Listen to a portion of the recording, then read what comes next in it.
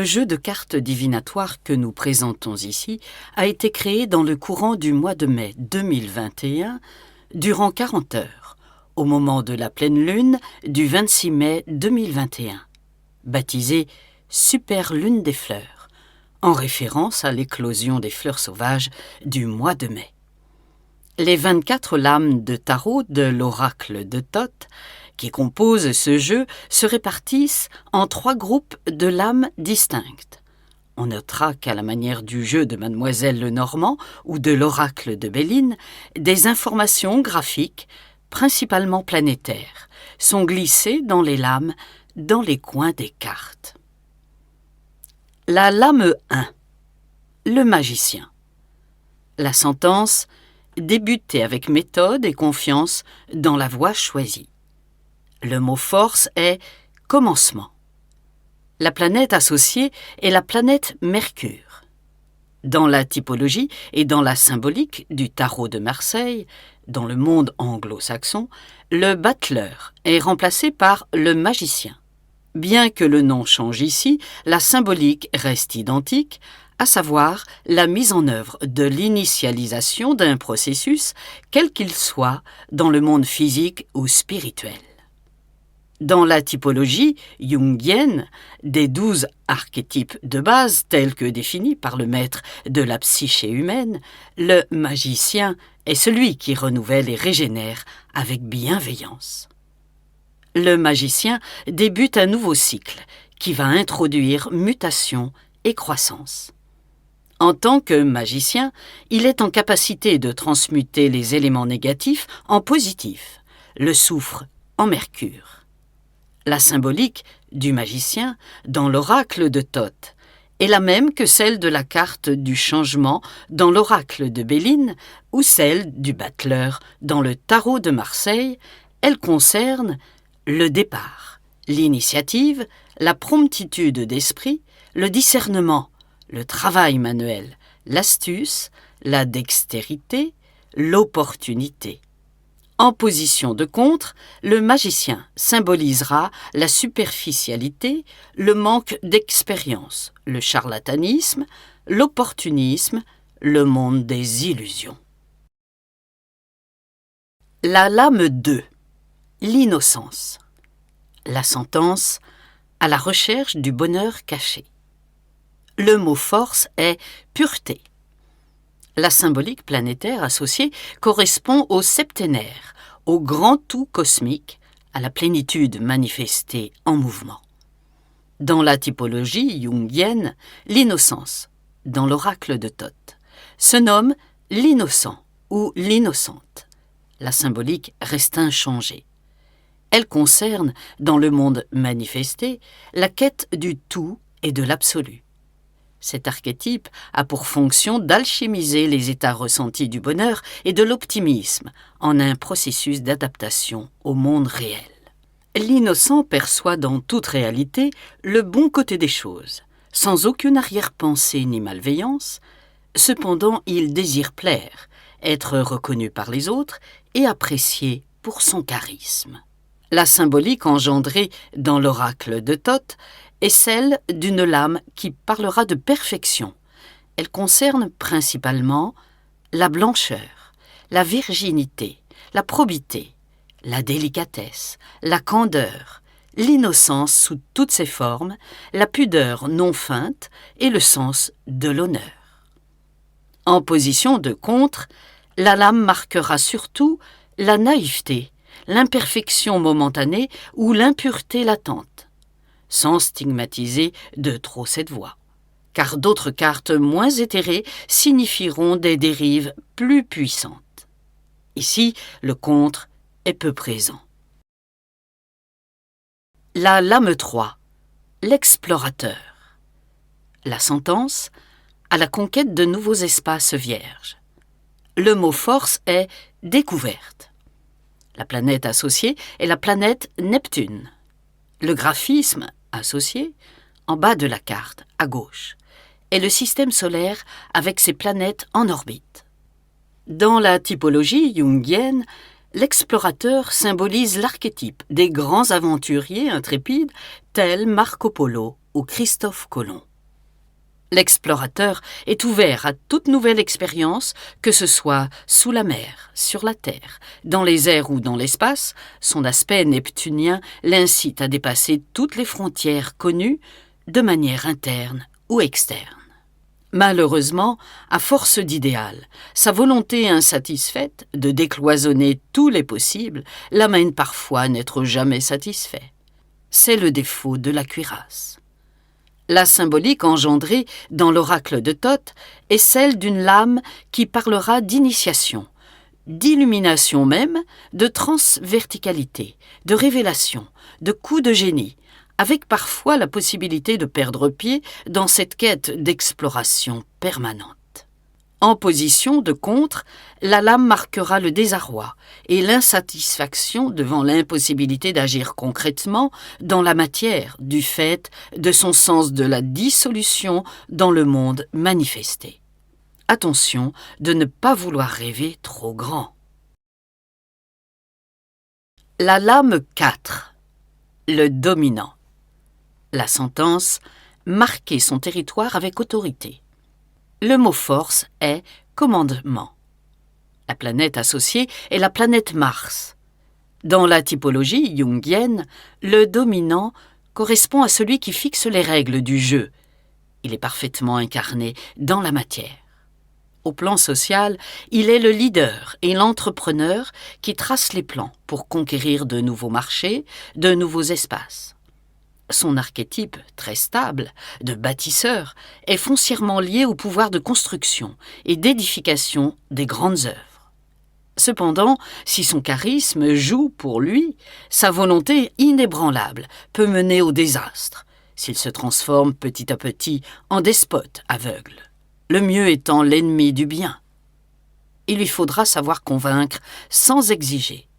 La symbolique engendrée dans l'oracle de Thoth correspond à celle de l'empereur dans le tarot de Marseille. Elle concerne une lame quasi absente d'affect au plan professionnel, mais très protectrice au plan familial. Le dominant marquera, en plus de son aspect martial, une forte puissance jupitérienne, ainsi qu'une sensibilité très cartésienne, assortie à un sens pratique hors du commun. En position de contre, la lame marquera l'autoritarisme, l'entêtement, le manque de sensibilité. Il deviendra alors un colosse aux pieds d'argile. La lame 5, le créateur. La sentence, créer des univers et des modèles. Le mot force est grand œuvre. La planète associée est le soleil. Le graphisme associé est la croix Ankh ou croix de vie en Égypte ancienne. C'est un hiéroglyphe représentant la vie. Les deux mains représentées sur la lame sont celles du dieu Ptah. Il est le dieu égyptien qui façonne le monde manifesté sur son tour de potier. À ce titre, il est considéré comme le démiurge qui a existé à l'aube des âges et qui, par sa volonté, a pensé le monde. Dans la typologie jungienne, le créateur correspond au génie de l'invention. Il est l'artiste épris de liberté, qui aime par-dessus tout transmuter les formes figées en d'autres choses plus créatives, qui porteront sa marque de fabrique. Son talent lumineux est immense et son imagination n'a pas de frontières. Il a horreur du conformisme et déstructure avec brio tous les modes de pensée. Attention cependant à l'inconstance et aux pensées non suivies d'effets. La symbolique engendrée dans l'oracle de Thoth correspond à bien des égards à l'arcane du monde, lorsque la réussite est à la clé. Mais pour que celle-ci advienne, il lui faudra abandonner le perfectionnisme qui le taraude. Comme il tient à laisser sa trace dans le monde grâce à sa recherche personnelle, le créateur est tour à tour un artiste sensible, un inventeur ou un écrivain. Mais attention à construire sur des bases solides. Dans les tirages opérés, l'aide d'un dominant, par exemple, lui sera profitable pour concrétiser solidement son action dans la matière. En position de contre, que ce soit au plan matériel ou spirituel, la lame du créateur marquera l'écroulement d'un projet malmené, la copie d'une œuvre déjà créée, la contrefaçon ou l'imitation. La lame 6. L'amoureux. La sentence « L'amour est la quintessence de la vie ». Le mot force est « flamme ». La planète associée est la planète Vénus. Dans la typologie jungienne, l'amoureux ou amoureuse, la carte n'est pas sexuée, évoque irrémédiablement l'expression d'une très grande sensibilité. L'amoureux écoute son cœur et va là où celui-ci le guide. Il aime aimer et être aimé. L'amoureux fait de la beauté, de l'esthétique, du raffinement ses valeurs premières. Il apprécie l'amour sous toutes ses formes, effusion platonique ou charnelle. Mais attention, en contrepartie, il a peur de la solitude ou de ne pas être aimé. Il considère l'harmonie, l'équilibre comme des valeurs sûres. Par contre, l'amoureux devra se méfier du déséquilibre engendré par la passion amoureuse ou la jalousie qui en découle. Important, cette lame ne parle pas de choix, comme l'amoureux dans le tarot de Marseille. En position de contre, la lame de l'amoureux indiquera les amours coupables, les infidélités, les tentations, les rencontres susceptibles de détourner du droit chemin, les fausses promesses, les désirs irréalisés ou fantasmés. La lame 7. Le rebelle. La sentence « vivre dangereusement pour apaiser son âme ». Le mot force est « résistance ». La planète associée est la planète Uranus. Dans la typologie jungienne, le rebelle, parfois nommé le hors-la-loi par Jung, exprime avec force conviction sa rébellion envers la société, les pouvoirs en place, la nomenclatura, les hiérarchies quelles qu'elles soient. Le rebelle est avant tout un transgresseur, un provocateur, un jusqu'au-boutiste, ignorant les avertissements, les codes, l'opinion du plus grand nombre. Dans son aspect positif, il indique avec talent la fougue des résistants ou des insiders. Son plaisir est de se marginaliser pour mieux marquer sa différence. Aller à contre-courant des opinions établies est sa première nature. Il ne peut être influencé que par d'autres rebelles, avec qui il marque un territoire bien défini, une appartenance bien circonscrite.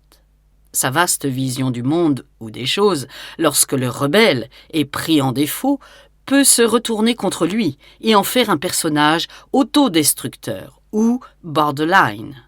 Cet aspect négatif n'est pas à négliger. En synthèse, il s'agira de savoir contrôler les énergies électromagnétiques du ciel et de la terre pour atteindre un but fixé, quand il devient louable. En position de contre, la lame du rebelle symbolisera la foudre qui tombe du ciel en réaction aux transgressions trop marquées ou illégales, le retour de flamme ou de bâton face à des prises de position devenues incontrôlables. La lame 8. Le héros. La sentence « partir décrocher la lune ». Le mot force est « vaillance ». La planète associée est la planète Jupiter. Dans la typologie jungienne, le héros consacre la notion de pouvoir.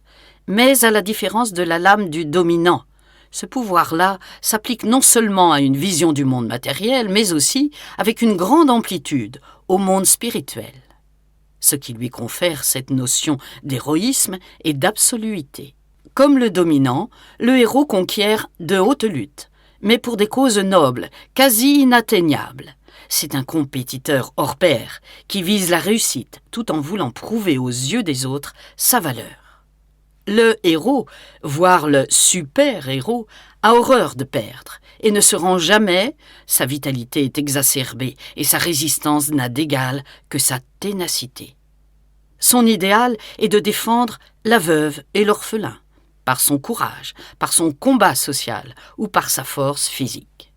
Son seul défaut, mais à ne pas négliger, son ambition démesurée peut l'amener à se perdre dans des bourbiers inconcevables et sa volonté de vouloir tout contrôler peut le conduire également à des égarements coupables.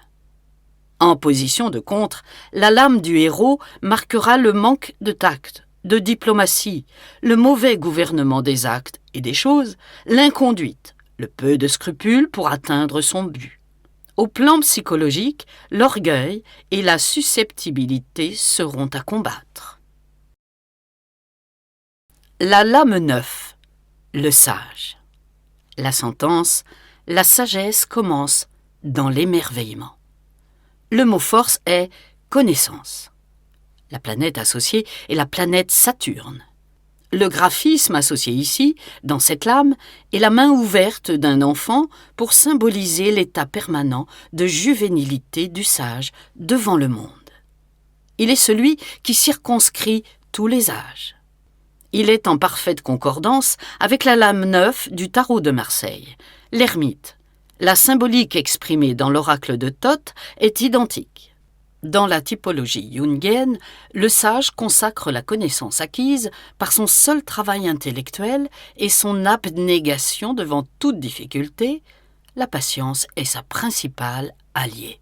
Amoureux de la vérité, il met tout en œuvre pour que son intelligence créative et sa capacité d'analyse servent à enseigner ou à produire de la transmission concrète et véritable. Il est un professeur érudit et pédagogue, toujours de bons conseils.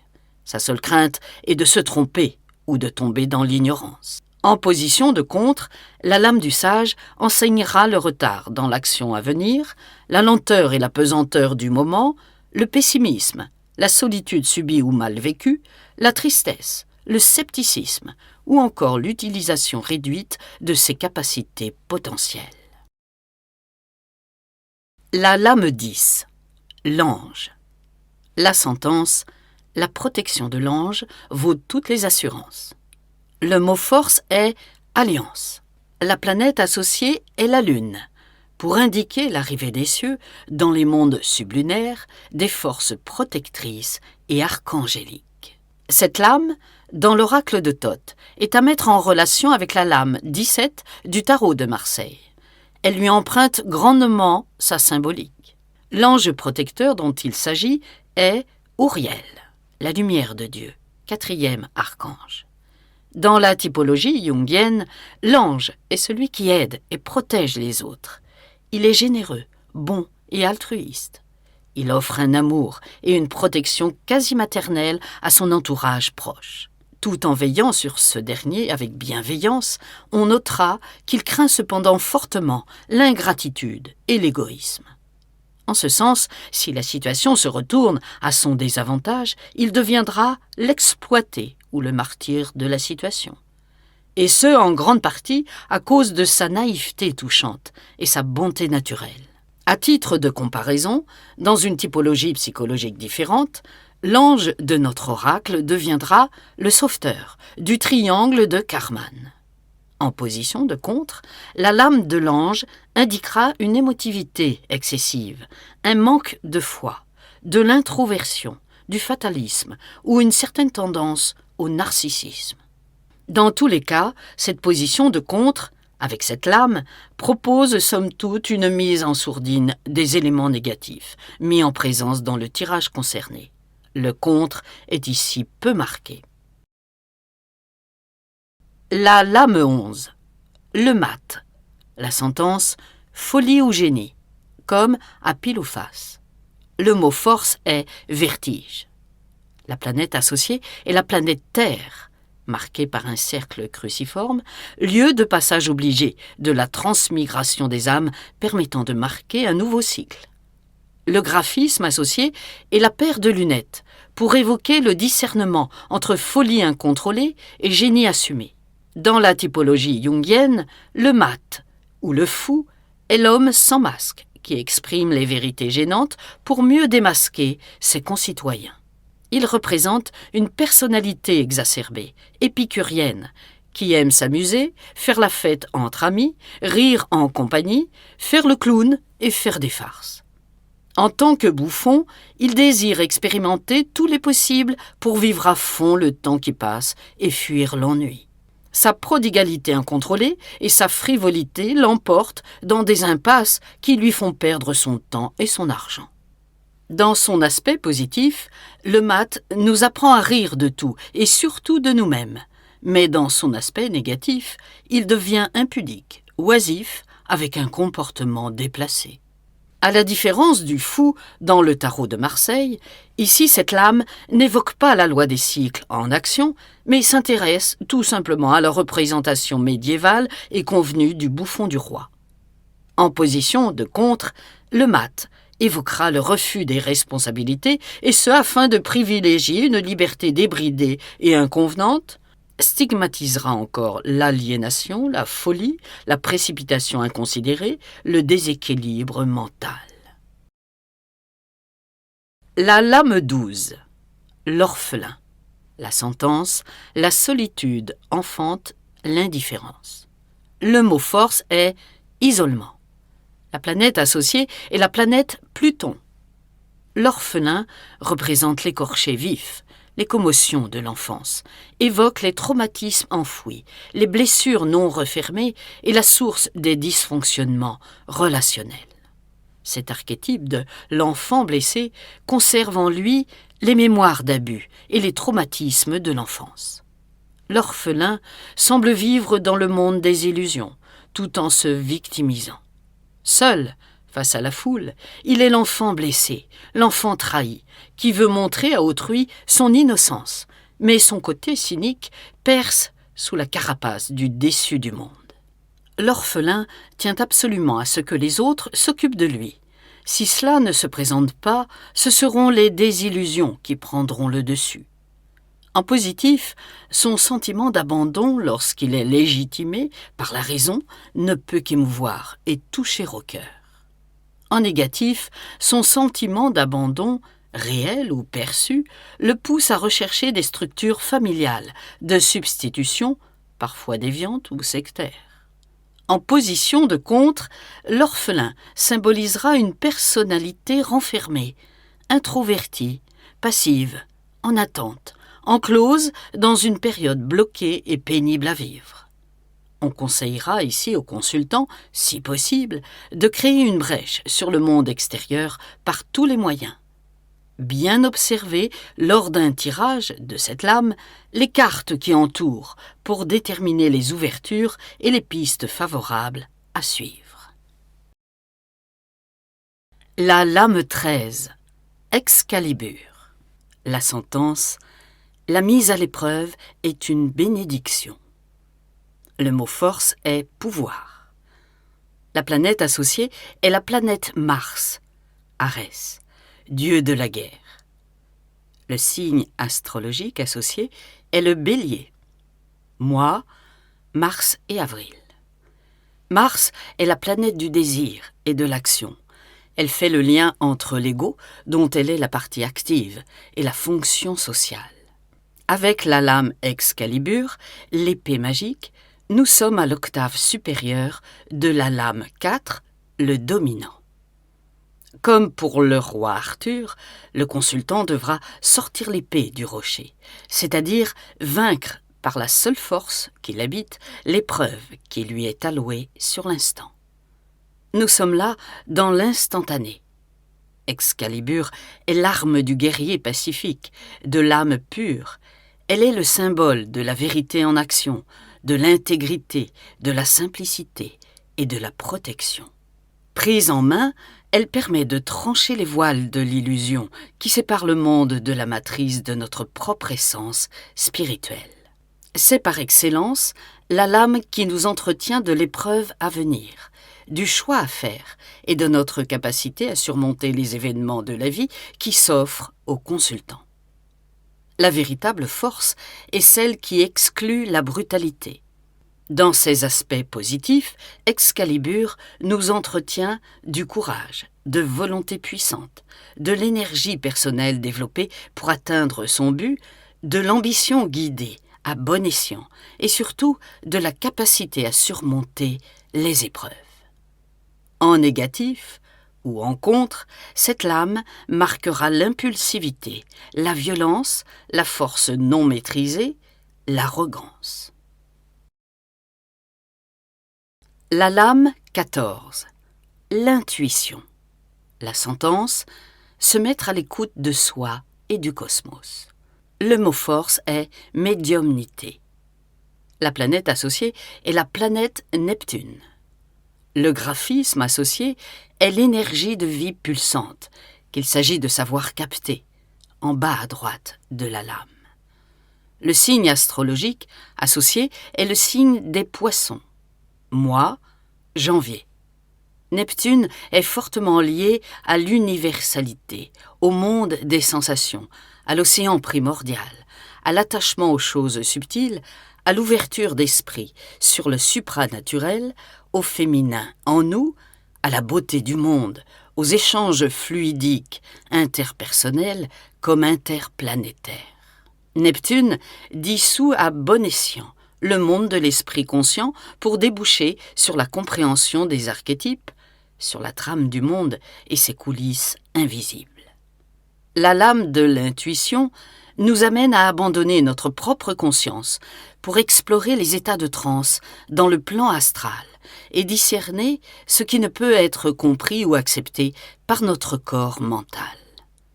L'intuition est à mettre en correspondance avec la lame 2 du tarot de Marseille, la papesse. Dans ses aspects positifs, l'intuition nous parle d'abord, avant tout, d'introspection, puis de mise à l'écoute de tous nos sens, de spiritualité, de connaissance universelle, de sagesse, de bienveillance et de secrets gardés, cachés ou voilés. Cette lame nous incite à la prudence, au recueillement, le cas échéant à la prière ou la méditation. En contre, l'intuition nous amène à prendre notre mal en patience, à attendre la résolution des conflits, à prendre conscience des dangers ou des secrets cachés. Elle nous signifie notre manque de clairvoyance, de vision juste ou de lucidité. La lame 15, l'ombre. La sentence, la lumière brille dans les ténèbres. Le mot force est chaos. La planète associée est la planète Pluton. Le signe astrologique associé est le signe du Scorpion. Mois, octobre. Pluton symbolise les forces chtoniennes, la destruction ou l'autodestruction, la désagrégation, la dissolution des dogmes anciens, la violence latente, la sexualité exacerbée, les changements brutaux, les désirs puissants, voire les addictions, la libido, l'intelligence égotique, le magnétisme et les forces telluriques, les actions occultes ou les travaux occultes. La lame, l'ombre, est fortement attachée aux connaissances du monde infranaturel, ainsi qu'aux métamorphoses permanentes nécessaires à l'évolution de l'être. L'ombre est à mettre en correspondance avec la lame 15 du tarot de Marseille, le diable. Dans l'héritage laissé par Jung, l'ombre ou la part d'ombre est un archétype très puissant qui demande une attention soutenue car il met en évidence l'essence du passé, ce que nous nions, ce que nous réprimons ou ignorons de nos pensées négatives. Cette figure archétypale fait partie de nous. Il ne s'agit donc pas de la bannir, mais bien de la travailler avec conscience et courage. D'où l'ange aimant et aidant qui figure en bas de la lame et qui essaie de s'insérer au niveau du chakra solaire.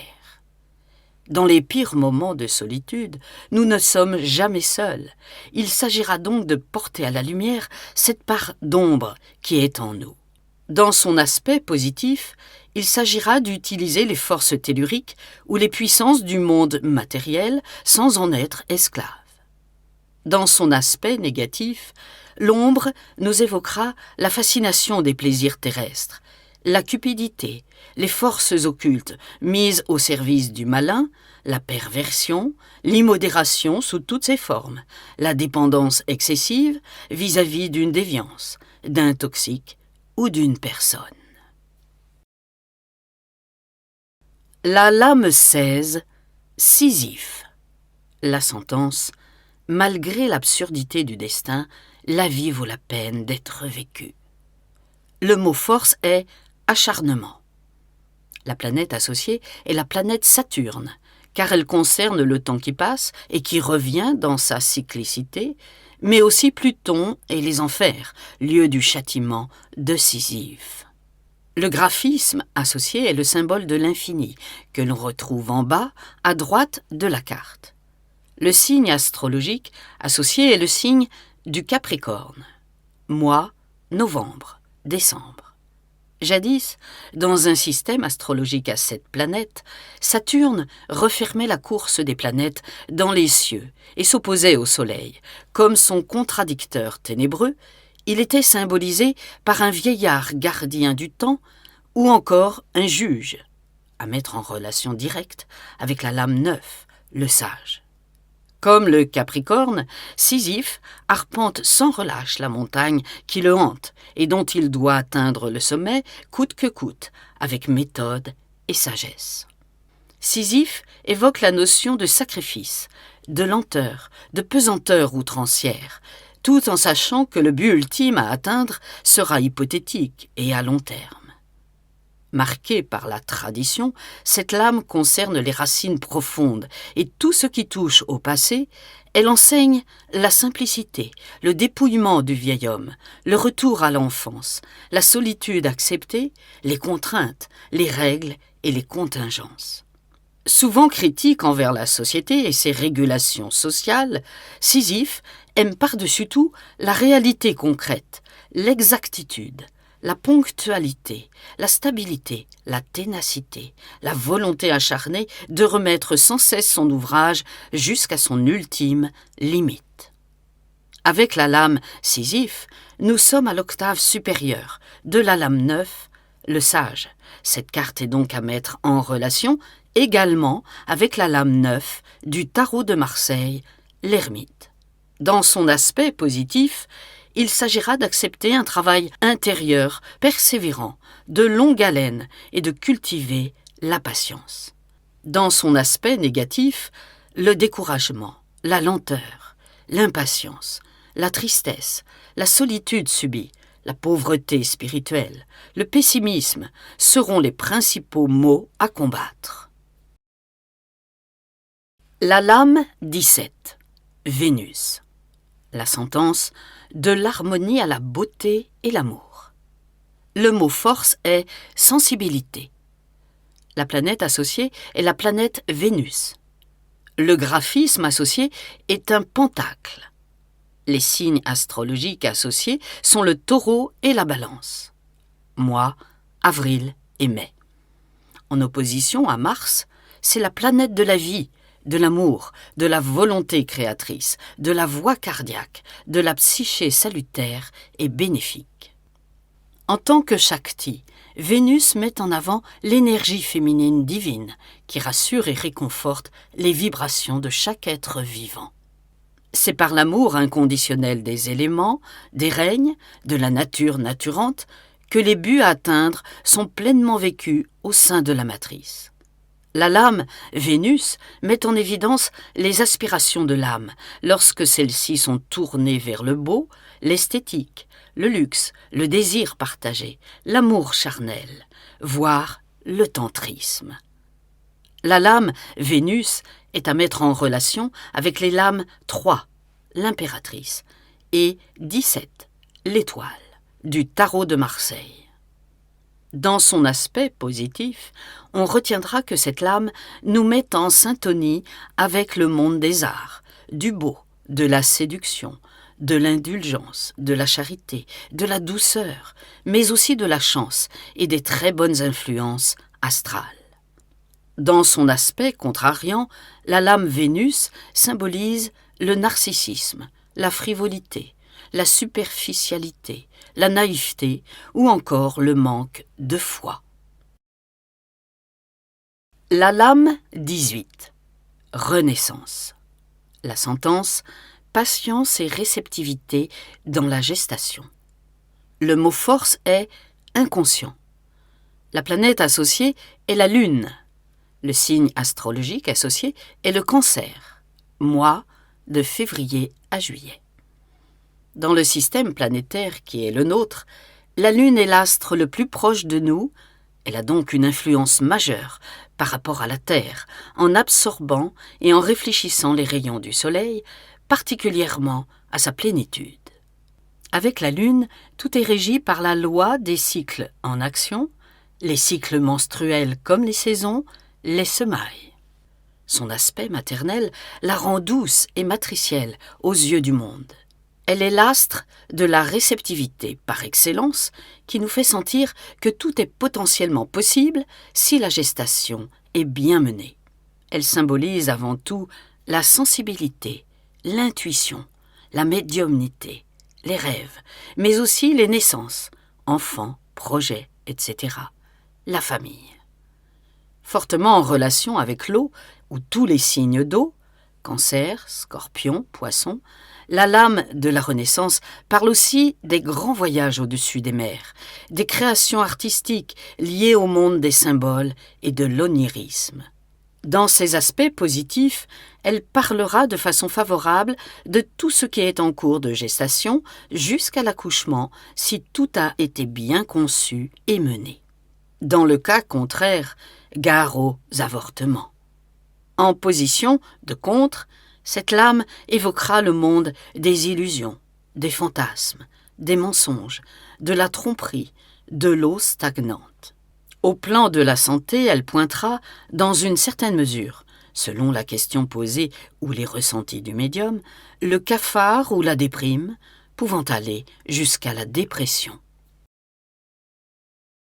La lame 19. Soleil.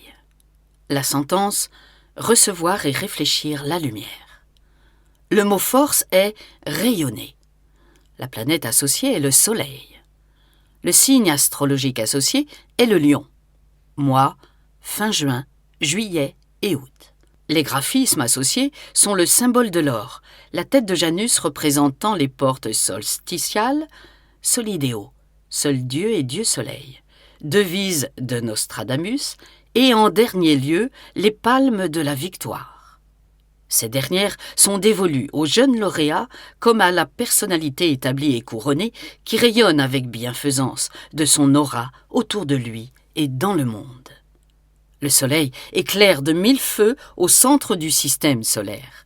Il est l'astre bienfaisant qui purifie, illumine, réchauffe et procure la vie. La lame du Soleil symbolise la fin de la nuit, la mise en lumière, l'éclat sur le monde, la notoriété et la victoire méritée sur les épreuves entreprises, la fraternité, l'amour partagé, l'amitié sans détour, la gloire et les honneurs, la célébrité et le talent, la générosité et la grandeur d'âme. Cette lame est identique dans la symbolique de premier degré au Soleil, dans le tarot de Marseille. En position de contre, le Soleil marquera le désir de paraître, la vanité, l'apparat, l'orgueil, mais restera somme toute en retrait dans son efficience. Et le contre est ici peu engagé. Il pourra s'agir également d'un amour contrarié ou d'un simple retard affectif. La lame 20, la liberté. La sentence de la différenciation à l'échange spirituel. Le mot force est révolution. La planète associée est la planète Uranus. Le signe astrologique associé est le Verseau. Mois, février. Avec Uranus, nous abordons la première des planètes dites transpersonnelles et sortons de l'ancien système astrologique des 7 planètes traditionnelles. Il ne s'agit plus d'un système individué, mais d'un système global.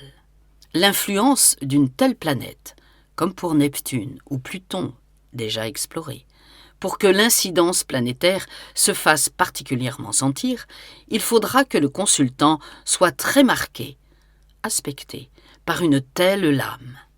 Uranus est lié à l'intelligence inventive, à la manifestation du souffle divin primordial en nous, au changement brutal, aux révolutions, aux échanges fluidiques et énergétiques, et à tout ce qui se conçoit de façon invisible dans les coulisses de notre esprit conscient. Au plan symbolique, comme pour la lame 21 qui suit, la lame de la liberté est fortement liée à la foudre, Mais à la différence de Jupiter, qui maîtrise la foudre, la liberté subit la foudre du destin ou s'en sert avec justesse pour mieux percevoir le voile des apparences qui se déchire subitement. Le consultant saura-t-il ne pas être emporté par le feu sacré tombé des cieux et par la charge électrique qui a d'ombre? C'est tout l'enjeu de cette lame, qui emmène à séparer le corps spirituel du corps physique, par des prises de conscience soudaines, brutales, emportant tout sur son passage, karma et destinée. La lame de la liberté est à mettre en relation avec les lames du tarot de Marseille 20, le jugement, dans son aspect positif, et 16, la maison Dieu, dans son aspect négatif. En position favorable, la liberté symbolisera un événement rapide et quasi miraculeux, provoquant un bouleversement notable, un acte de clairvoyance inattendu, une prédiction de l'avenir, un rétablissement de la santé physique ou psychique. En position de contre, elle symbolisera l'écroulement d'une entreprise, une punition divine, une opération chirurgicale ou encore un danger de surmenage. La lame 21, Jupiter. La sentence, une main de fer dans un gant de velours. Le mot force est jugement. La planète associée est la planète Jupiter. Le signe astrologique associé est le Sagittaire, mois, début de l'hiver, novembre-décembre. Cette lame est à mettre en relation principalement avec la lame 21 du tarot de Marseille. Le monde, mais aussi de la justice, lame 8. Jupiter est la planète qui établit un trait d'union entre Mars et Saturne et en possède, en substance, les qualités de l'une et de l'autre. Jupiter emprunte à la première sa volonté de puissance et à la seconde la patience naturelle qui sied à la royauté, à l'autorité hiérarchique, à la suprématie indiscutée sur les formes révélées. Cette lame est, par excellence, celle qui règne sur les autres archétypes tout en nous entretenant des contraintes morales instaurées par l'ordre établi. Jupiter commande à la foudre, qui est son attribut de prédilection, pour pourfendre les ennemis cachés. Bien aspectée dans l'oracle, cette lame marquera le triomphe, car rien ni personne ne peut l'affronter. Victorieux, le consultant marqué par cette lame verra les choses de la vie lui sourire favorablement. Symboliquement, cette lame nous entretient en priorité de simplicité et de pragmatisme, de dignité, du respect des lois, de bienveillance et d'humanisme, de conservatisme aussi. En position favorable, Jupiter concernera la justice sous toutes ses formes, le sens de l'honneur et de l'équilibre, l'impartialité, mais aussi le couronnement de l'œuvre entreprise, la récompense et le succès. En position défavorable, en contre, cette lame indiquera l'injustice, l'abus d'autorité, l'utilisation de la force à mauvais escient, l'asservissement aux conventions, l'intolérance et conseillera avec calme le contournement des obstacles. La lame 22. Thoth. Il clôt, comme il se doit, l'oracle qui porte son nom. En Égypte ancienne, il est, entre autres, le dieu messager de l'écriture et de la connaissance des choses cachées, de l'occultisme pratique et de l'hermétisme. La sentence, dresser des ponts vers le sacré. Le mot force est transmission. La planète associée est la planète Mercure. Les signes astrologiques associés sont les Gémeaux et la Vierge. Mois, juin et septembre. Les graphismes associés sont la fleur de lotus en tant que fleur de vie et le lierre grimpant, symbolisant les mânes, âme des morts et la transcommunication. Mercure est la planète la plus proche de la Terre et des deux luminaires, Lune, Soleil. Elle sert donc ontologiquement d'intermédiaire entre la Terre et le reste de l'univers, entre le monde manifesté et la manifestation. Le personnage dépeint par Thoth sera énergique et courageux, responsable, prêt à assumer ses responsabilités. Symboliquement, Dans notre oracle, cette lame aura pour fonction de pointer le message qui va être délivré, ou indique le messager lui-même. C'est un arcane de pouvoir, de succès en cours ou à venir. Bénéfique, cette lame marquera la victoire proche lorsqu'elle sera bien aspectée par les lames qui l'entourent.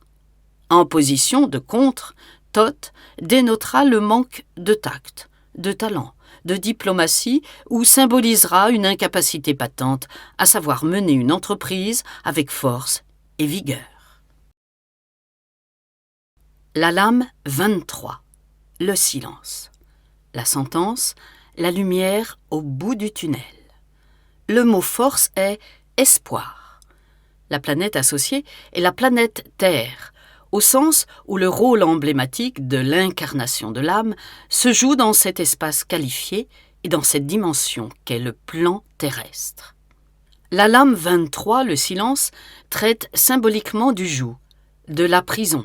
Au sens emblématique du terme, elle concerne la difficulté d'être, l'enfermement programmé dans le monde révélé, à l'intérieur de la matrice.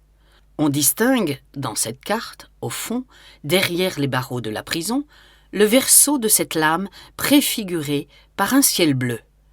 C'est la lame 24 qui s'annonce avec bienveillance dès que les portes de la geôle s'ouvriront. À une octave supérieure, cette lame, le silence, est à mettre en relation avec la lame 12 du tarot de Marseille, le pendu, marquant ainsi une période de blocage absente d'alternative, un temps de passivité pénible à vivre, ainsi qu'une incertitude liée à des événements extérieurs sur lesquels la volonté personnelle n'a pas d'effet. En position de contre, cette lame ajoutera à ce scénario décrit une pression subie véritablement douloureuse qui entamera fortement le moral du consultant. Aide et secours de l'entourage, dans ce cas-là, seront fort précieux. Lors d'un tirage, si cette lame sort, elle fera office de démultiplicateur des forces, énergie, se trouvant à proximité et amplifiera les lames aux abords, de la même manière que la symbolique du mat, lame 22, dans le tarot de Marseille, ou encore dans l'oracle de Béline pour la carte 52, le cloître. La lame 24, l'absolu. La sentence en ingit tout. Le mot force est Om. La symbolique planétaire associée correspond au septénaire, au grand tout cosmique, à la plénitude manifestée en mouvement. La lame 24 parle de la libération de l'âme et de ses contingences associées. La dernière lame du jeu concerne, dans une vision purement métaphysique, la clé du destin pour sortir illuminé de cette même matrice. Le symbolisme graphique et bénéfique de cette dernière lame emprunte favorablement à l'oracle de Béline, pour 2 cartes réunies en une seule, la carte de la destinée, 1, et la carte du ciel, sans numérotation. Elle fusionne ici en un seul et même archétype. Symboliquement, l'absolu indique que le consultant va disposer de la bonne clé dans le cadre d'une période d'accalmie, de tranquillité, d'éclaircissement et de bien-être. La clé dessinée au centre de cette lame préfigure un outil de félicité qui va permettre d'avancer et d'ouvrir toutes les portes, y compris la porte de la lame 23 de l'oracle de Thoth, le silence. C'est la carte bienfaitrice qui annonce tous les possibles. Lors d'un tirage, si cette lame sort, elle fera office de démultiplicateur des forces, énergie, se trouvant à proximité et amplifiera les lames aux abords. De la même manière que la symbolique du mat, lame 22, dans le tarot de Marseille, ou encore dans l'oracle de Béline pour la carte du ciel.